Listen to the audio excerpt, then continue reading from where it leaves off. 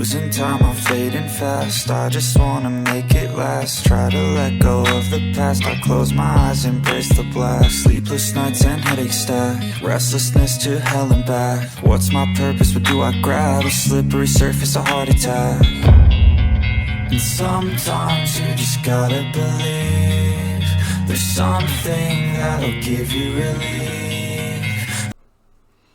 Hey guys, I just wanted to go over some things, just my garden and a snake I caught in my yard. So we'll have a little look at my garden. This is carrot. I planted a carrot which was starting to grow. So this is the carrot now actually growing in a container with my potatoes, which is not that much room in there. The potatoes are also starting to grow back after being eaten by the snails and things. So I've got like potatoes growing over the other side here. I don't know if it shows. Oh, yep, there they are. There's potatoes growing over there. There are more potatoes under here, but they haven't grown yet enough to sprout the shoots up. Okay, so because I did dig some out and ate them, and they were lovely. And then to my garden. Oh my goodness, what a mess! I got to fix it. There's my strawberries. I have two strawberry plants. Tomatoes. I have cabbage over there. There's the other strawberry there. The tomato plants are actually flowering. You can see little flowers over there, but I'm not sure. They're starting to die off as well. So it's getting very cold very quick over here. We're going to have rosemary, parsley, celery, Italian parsley here, celery here. Yep, I've got grass growing through it all. It's starting to invade, so I've got to start pulling that out. I still have my snail trap in there and eggshells everywhere. Now I've gone from the other side of the garden. And where's my garlic? There it is. My garlic's growing. It's got new shoots coming out from the middle. So that's fantastic. And my shallot that I've just got out of the fridge and stuck in the ground is growing very well. It is sprouting new shoots everywhere. So that is great to see. So I can just pick shallot, I cut part of the shallot off and eat that. I have a chili plant which is flowering under here too, but the tomatoes kind of just crowding it out, you know. I really should have arranged that better, and it's getting eaten by something.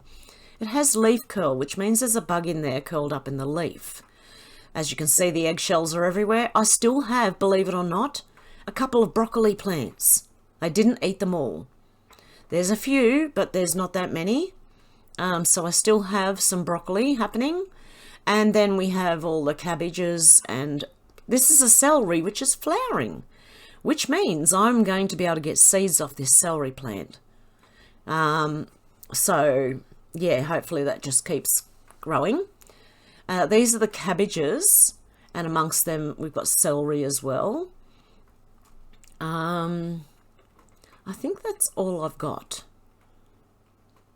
Do I have anything else in there that I've forgotten about? Not sure. Oh, my stomach's growling. I did lose all my lettuce, but I did put garlic in there and the shallots, so spring onions, whatever you want to call them. They are actually, I call them shallots because that's what they look like to me. But the garden is going very well. I have mint over here and an empty container just full of pots and stuff there. Cleaning kitty litters out. Oh dear. So yeah, that's my garden. So it's still going well, even though the snails had a field day in there. They got drunk and died in here. That's their pub. That's their hotel, the pub, the motel down the street where they can go and drink. And the grass is starting to creep in, so I have a lot of weeding to do. But it's currently raining again here, so yeah. Then we have this thing. Okay, you can see the snake in the tree as his head. Oh, there's his head there. Now, we had a snake in the front garden, and my housemate picked it up and put it in the tree, and I don't know why, but he did. And so, like, it was stuck up the tree overnight, and it was cold, so the snake was, like, moving really slow at first, and trying to work his way down out of the tree. So it does take a while, actually. Let's just see if we can move forward a little bit. Okay, then he's still up there. He was trying to reach out to find a way down the tree. So he had his head swinging this way and that way and this way and that way. But he was actually, let's jump 30, okay? Here he comes. He's starting to, you can see him starting to come down the tree. He's wrapped around the tree. He's starting to come down. His head's down the bottom somewhere, and I don't know why I kept moving. I kept losing him, that's why. You'll see his head come round shortly when I get to the right spot. Hang on, let me just skip ahead 30 seconds. And there's his head. He's coming around the tree. He's wrapped right around it. He didn't look well, okay? But regardless of that, yeah, I don't care about snakes, all right? I really don't. And apparently he's a harmless python. I still don't care about snakes that much, okay? My next door neighbour said if he caught it, he'd kill it, which I agree with. Yeah, so he's making his way down. I was just watching him because I wanted to make sure, see where he went, right? So there's his head. He's still trying to make his way down around the tree. And I'll probably skip past, but see, this is what we got in Australia. We got a lot of snakes, and this is not one of the lethal ones apparently, but this is a constrictor, right? So if it does wrap around you, it will constrict, and yeah, it can still do damage. And here he is here. I can't see his head. It's a bit blurry there. I was trying my best to get the get good footage. I think there's his head. I think that's his head right there. And he's just really slow at moving because of, like, he was just starting to warm up, and snakes need the sun to warm them up so they can move quicker. So he was very slow moving. So, and I was up on my veranda watching this, so I was well away from him. I had zoomed in to actually get the footage. Yeah, they're creepy looking things. I don't like them at all. I can do without snakes. But if they if they stay over in their bloody wild, in their wild habitat, and I stay in mine, then we're fine. But when the two meet, it's not good. Okay?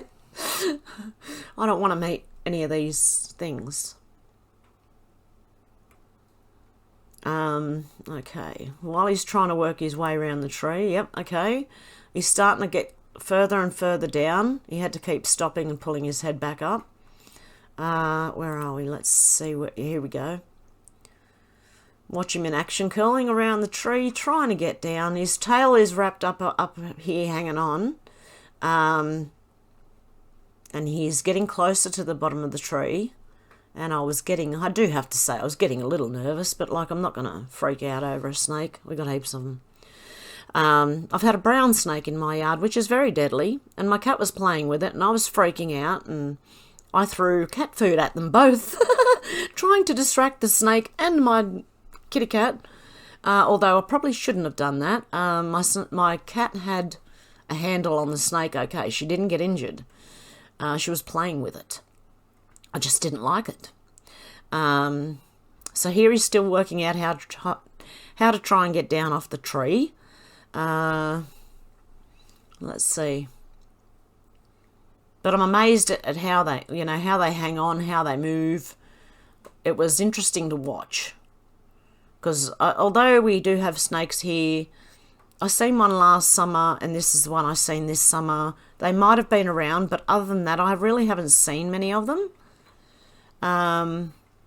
As many as you'd probably think. So here he is. He's actually realised he can get down from the tree. So he's slowly moving down. Here he comes. And for anyone saying, no, I don't feel sorry for the snake, I'm sorry. You've heard of the snake poem, haven't you? You silly woman, you let me in. Because she found an injured snake, and she thought she'd nurse it back to health, and then it bit her, And she says, why did you do that? I looked after you. And said, you silly woman, I'm a snake. What do you expect me to do? The things that snakes do. So yeah, and I hate to wake up like with one of these things in your bed, because I have heard that snakes, because of the warmth, I've heard that someone woke up with a snake in their bed one day and they had to ring emergency services. Yeah, it can happen. And imagine that, waking up and having a snake in your bed and you're stuck and you can't move. You want to hope the phone's right next to you and you can get to it without too much movement. Oh, these things creep me out big time. So, okay, he's moving around. I'll skip forward a little bit because he was just moving around trying to work out how to get to where he needed to be. And he's still swinging around somewhere there in the background. He is coming down and he's wrapped around the tree. See here his head. It's going to come this side or this side? Both? One? The other? Where is he? Oh, here he is. He's dangling because his tail's got the tree, like it's hanging on. I'm pretty sure he comes back around. Oh no, there he goes, down the tree. We're getting closer and closer to the ground. Sorry about the footage, guys. It is a bit blurry. It was done on an older phone. Check him out. And that's not the full, like, he's a little bit bigger than that.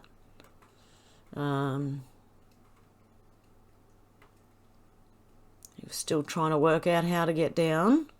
But he was getting, there he is. He's nearly on the ground. So, and I was just watching this, you know, from, as I said, way back on my veranda.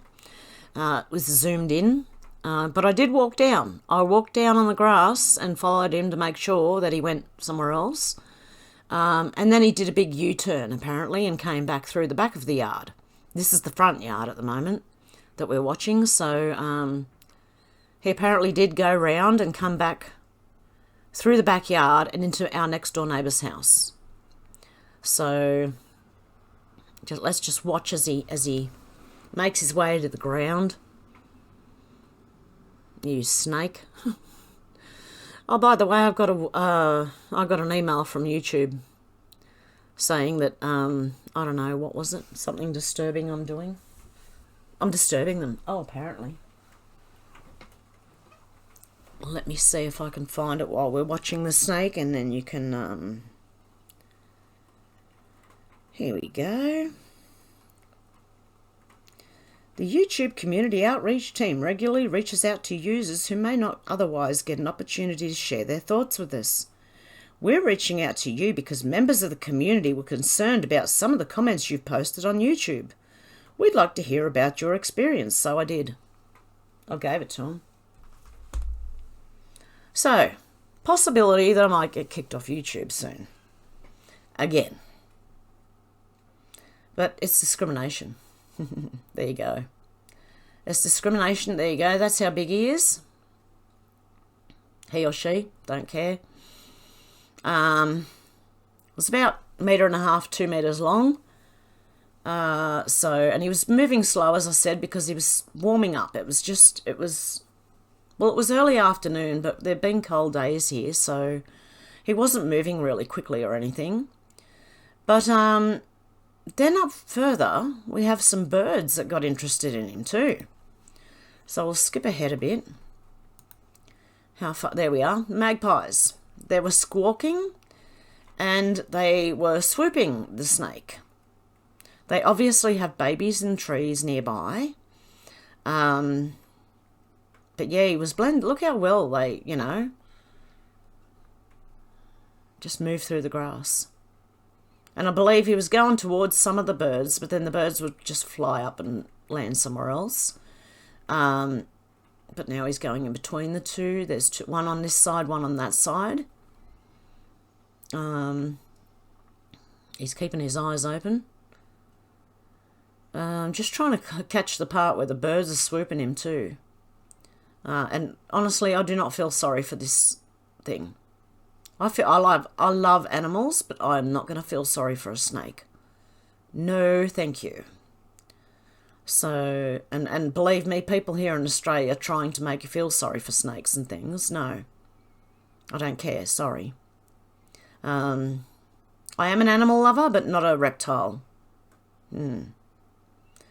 Okay, so, and there he goes. He makes his way over. They're still keeping an eye on him, the birds.